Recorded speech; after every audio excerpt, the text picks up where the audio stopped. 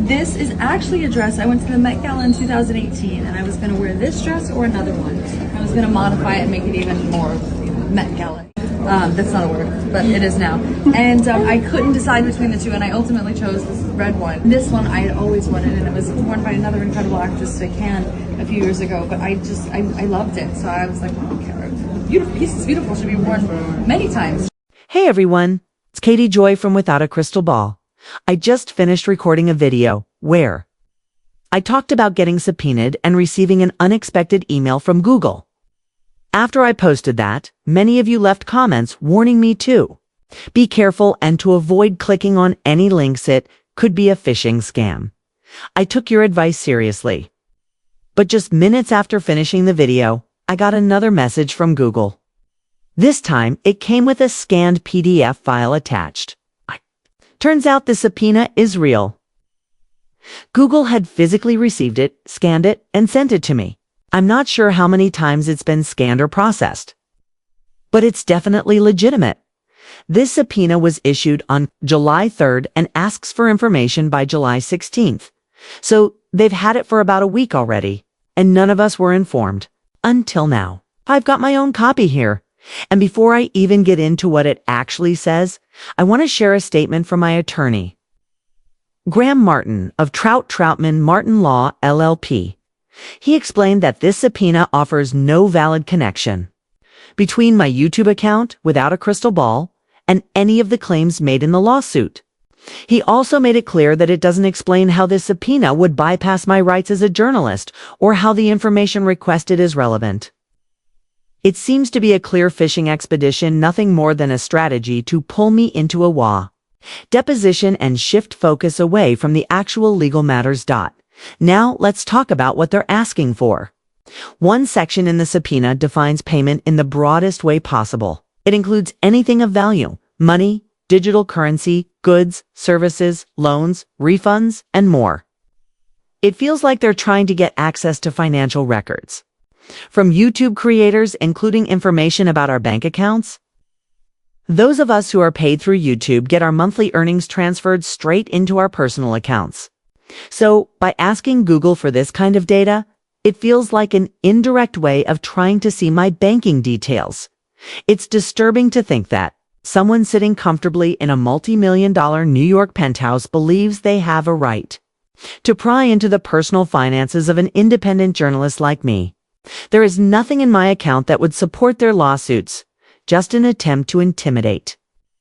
It feels like they're hoping to get their hands on sensitive data like my routing and checking account numbers, which has nothing to do with the case at all. The subpoena also references something called a digital campaign, according to the definition provided. This term includes any effort to share or influence content about Blake Lively, Ryan Reynolds, their companies, or family members across social media or other online platforms. The definition suggests that content creators, like myself, may be accused of participating in coordinated online behavior, even if we haven't done anything wrong. For the record, I'm not involved in any campaign, digital or otherwise. Never been hired by or worked with Wayfair, their affiliates, or anyone connected to this case. I don't know any public relations staff. I've never been directed by anyone to create content about them. Every video I've made is based on my own thoughts, observations, and research. Yet this subpoena is demanding personal details from my YouTube and Google Pay accounts. Even though I don't even use Google Pay, don't have an Android phone, so there's nothing for them to find. The information they're trying to get is overwhelming. They're asking for my full name, email addresses, both main and backup, phone numbers, physical addresses, account creation date, subscription history, and whether I've ever paid for premium services. Because I pay for YouTube Premium too. Avoid ads. They now want to know how I paid for that, whether by credit card, bank account, or even crypto. They're also asking for my IP addresses, the one I used to register my account and every one I've used to upload videos since May 1st, 2024, complete with dates and TIMES/TAMPS. So, in addition to my personal info, they want financial records, login locations, and device history.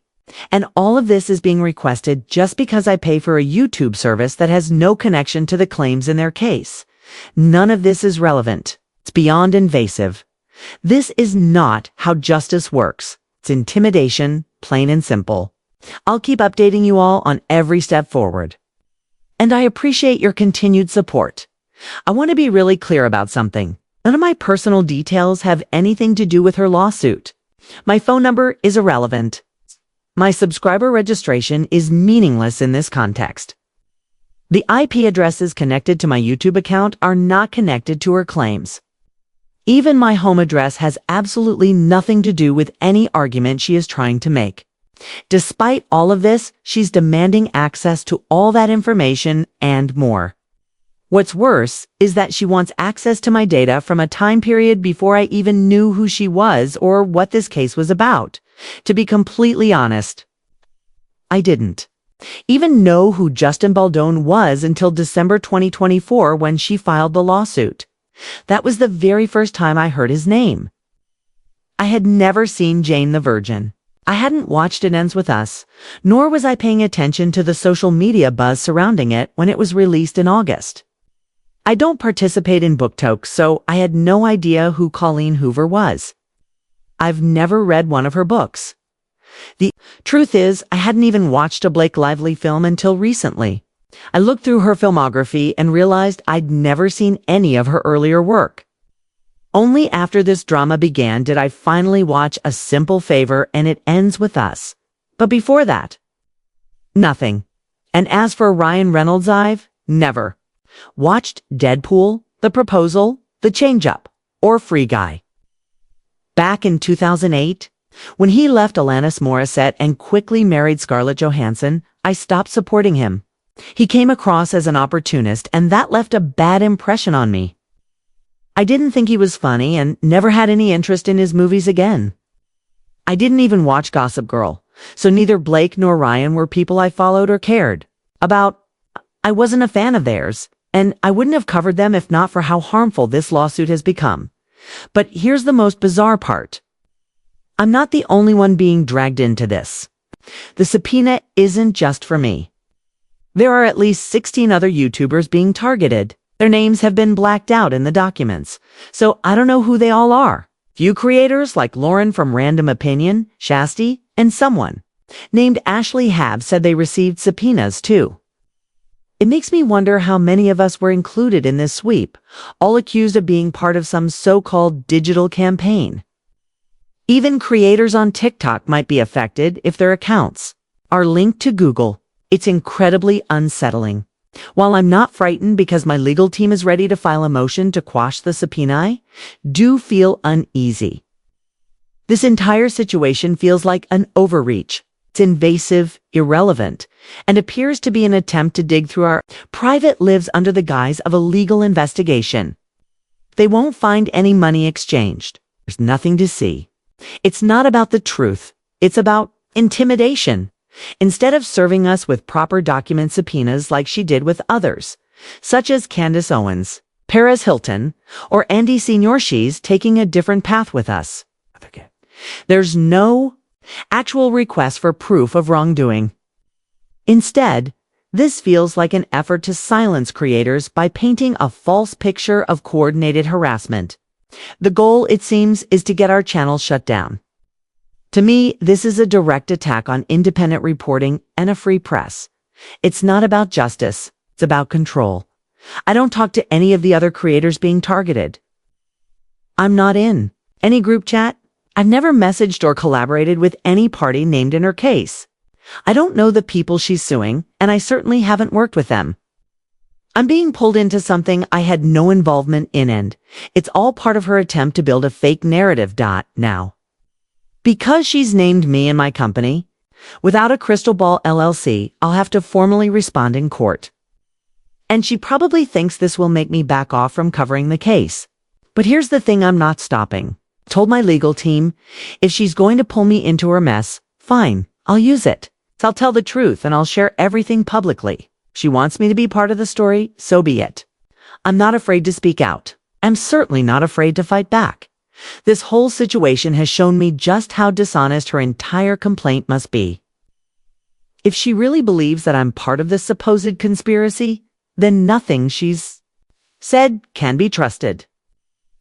How many innocent people is she willing to accuse just to prove a point? It seems like she's trying to fabricate a story to explain why people don't like her. Rather than accepting the truth, back in August when all of this was apparently happening, I didn't even know who she was. I hadn't made a single video about her. It's outrageous that she's acting like I was part of some secret online plan against her, since she likes to shape the story and present herself as the victim. Maybe it's time to shine a light on who she's really targeting. She claims to speak for women and survivors. Yet she's coming after women who are also survivors of trauma, some of whom have overcome abuse and violence. Many of us are just trying to make a living while speaking the truth. If she really cared about women, she wouldn't be trying to destroy them. This isn't advocacy. This is a personal vendetta dressed up as justice. I'm someone who has survived domestic abuse and childhood trauma that already carries a weight most people can't imagine. But instead of showing compassion, Blake Lively is going after people like me, people who are already dealing with difficult realities. She's not just targeting me as a creator, but she's also targeting others who are self-employed and working hard to support their families. In my situation, I'm running my own channel to help provide for my family while raising a son with autism who is medically fragile. On top of that, my husband is currently battling cancer and undergoing treatment. This isn't just about me. This is about what it means when a person with wealth and power chooses to target individuals who are just trying to survive and support their loved ones. This situation proves that her public image of supporting women is not genuine. If she truly cared about women, she wouldn't be attempting to tear down other women who have lived through trauma. She wouldn't be attacking mothers of special needs children or wives caring for seriously ill partners. What kind of person does that, especially when they know the full story? Blake Lively knows that I wasn't involved in any wrongdoing. She knows I didn't start talking about her until February 2025. She also knows I had a successful platform long before she ever showed up in my content. Let's be real, videos covering her don't even perform well financially. I earn nearly double on my sister wives' content, even with fewer views. I'm not covering this situation for money. I'm covering it because I care about how victims are treated. Because I believe in speaking up for people who have actually experienced violence and abuse, not people using lawsuits as a tool for revenge. Blake, you have now become the very thing you claim to stand against.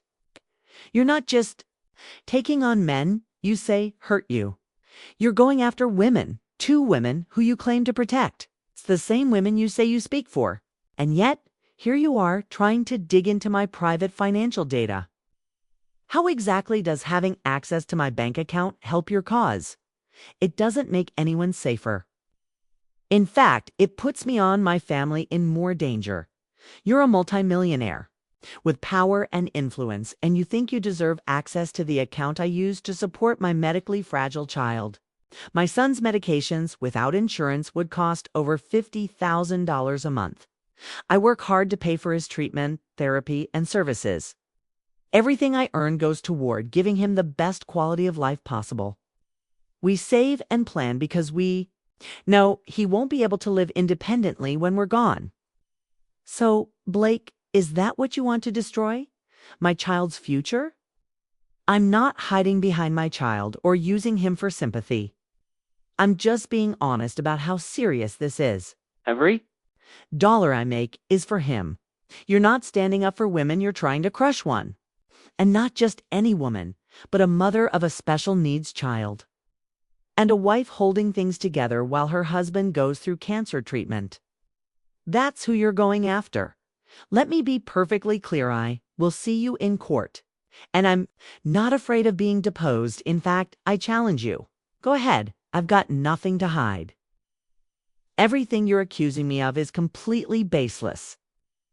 And now that I've been dragged into this, I can say with absolute certainty that if you think I'm part of some conspiracy, then nothing in your case is true. If you're falsely accusing me, then your other claims are equally questionable. How many innocent people do you plan to accuse just to support a story that doesn't hold up? This whole thing makes me feel like your real mission isn't about justice, it's about punishing people who dare to question you. And it's especially disturbing that so many of the creators you're targeting are women who are survivors themselves. Some of them have spoken openly about being assaulted. These are women who have found a voice through their content. And instead of standing with them, you're working to silence them. That's not empowerment. That's hypocrisy. And to my viewers, thank you for being here. It's been a tough time. And yes, legal costs are piling up. If you'd like to help support what we're doing, consider hitting the super thanks button or just leaving a comment. Engagement really helps the algorithm and lets our content reach more people. Also, please give this video a thumbs up and subscribe if you haven't already. I'll keep you posted every step of the way when we file the motion if I submit a statement and everything that follows. You'll have full access. All you need to do is subscribe, it's free, and you'll be my bestie for life. So, once again, Blake Lively is targeting a mother with a special needs child, a wife supporting a husband fighting cancer, and a woman who has already survived deep trauma. Great job, Blake. Way to go. Let me know what you think in the comments. Thanks for watching.